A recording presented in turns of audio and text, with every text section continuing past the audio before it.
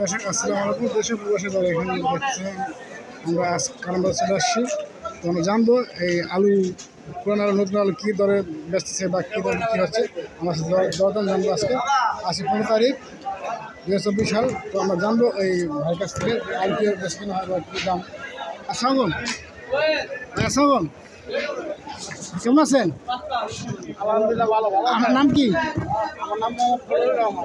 আচ্ছা আচ্ছা, এই যে আলু ব্যবসা করতেছেন, আছে নতুন আলু নিয়ে আসছেন, কিরকম দাম চলতেছে বর্তমানে বা খুচরা কীরকম বা পাইকারি কিরকম দাম পাচ্ছে?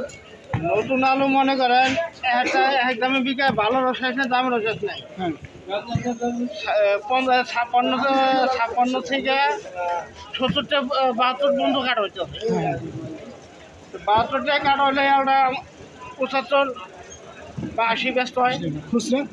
খুচরা। আর পাইকারি মনে করেন বস্তা কিনে আছে 72 টাকা, 72 টাকা। আঙ্গ 75 টাকা ব্যস্ত হয়। আর হাতে কেটে বেশি কত? 80 টাকা, 72 টাকা না, খুচরা দোকানদার আধা কেজি 1 কেজি তার হাজার টাকা ব্যস্ত আছে, আর 80 টাকা। এরা 80 টাকা বেচে। আর পুরো নতুন আলু মানে এটা আসছে কয় মাস মানে কয়দিন না মাস কিনেছে না? হ্যাঁ, তখন তো আরও দাম বেশি ছিল 20 টাকা। তখন আরো দাম বেশি আসলো, কম আসলো।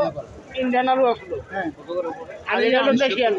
পুরোনো নেই, পুরোনো আলু পুরান আলু আসলো যে লাত্তা আছে 60 টাকা না? 60 টাকা।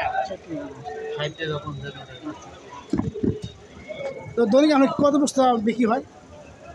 ওইটা কাস্টমারের উপর নির্ভর করে, মানে বেচা কিনে ডিপেন্ড করে না? বেচার কিনার উপর নির্ভর করে।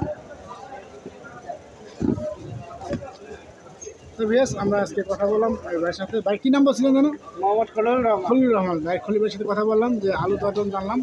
ওনার কাছে পুরোনো আলু নেই, নতুন আলু আছে। নতুন আলু হাতে কেটে বেচেছে পাইকারি কেনা 72 টাকা এবং হাতে কেটে বেচা হলো 75 টাকা বা 75 টাকা বেচা কেনা হচ্ছে। যারা খুচরা 1 কেজি, আধা কেজি, 2 কেজি কেনে তারা 80 টাকা তারা কিনতে হয় আর কি। এই দর